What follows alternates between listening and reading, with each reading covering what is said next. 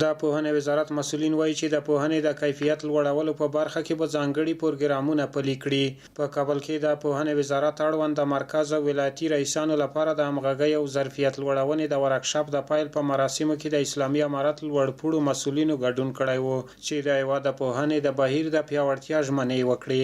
البته دا ډول ورکشاپونه ځکه ډېر مهم دي چې که تاسو وګورئ په اوسني وخت کې په افغانستان کې د نصاب په برخه کې یا مثلا د تعلیم په برخه کې کار ډېر مهم دی چې وشي او بیا هغې ته پلان برابرول د ریسانو ترمنځ همغږي او د هغوی ترمنځ یو بل سره خبرې اترې دا ډېره مهمه خبره ده.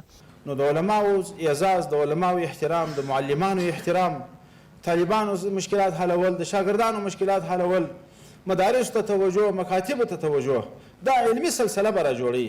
یو ملک هلته ملک کېدلی شي چې علم پکې کوي. د پوهنې او لوړو زده کړو وزارتونو مسؤلینو وویل چې د تعلیمي نصاب کې د غوره بدلونونو راوستلو او د پوهنې د کیفیت لوړولو په برخه کې به ځانګړي پروګرامونه عملي کړي. موږ نن سبا ان شاء الله تعالی د افغانستان په ټوله سطح باندې کافي تعلیمي ادارې لرو.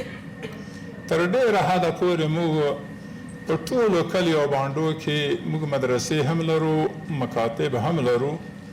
یو لاسرسی په یوه نوعه د نوعو د هر ماشوم یو تعلیمي ادارې ته کېدلی شي. خو اوس به خبره په دې کوو چې د دغو ادارو د کیفیت په اړه باندې به خبره وکړو چې د دغو ادارو کیفیت ډېر مهم دی.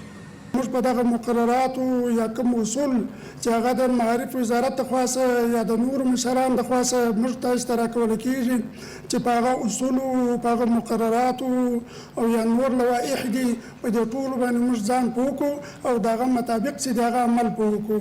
مسئولیت بسیار سنگینی در قبال ملت و در قبال جامعه و در قبال دین داریم.